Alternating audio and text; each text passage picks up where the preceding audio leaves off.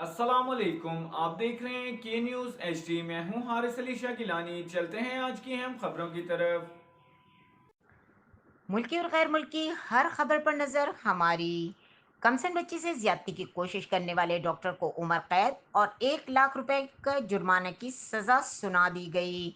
Additional session जज मुल्तान ने कमसन बच्ची से जिनसी ज्यादती की कोशिश करने के मुकदमे में जुर्म साबित होने पर मुलजिम डॉक्टर मोहम्मद कामरान खान को उम्र कैद और 1 लाख रुपए जुर्माने की रकम की सजा सुनाई। तफसीलात के मुताबिक मुजरिम ने साल 2024 में थाना मुमताज़ाबाद के इलाके गोल प्लाट में एक 10 साल मासूम बच्ची शिफा को अपने क्लिनिक पे बुलाकर अपने हवस का निशाना बनाने की कोशिश की थी। वाकई का मुकदमा नंबर आबाद दर्ज था, जिसके बाद पुलिस ने फौरी कार्रवाई करते हुए मुलजिम को गिरफ्तार कर लिया।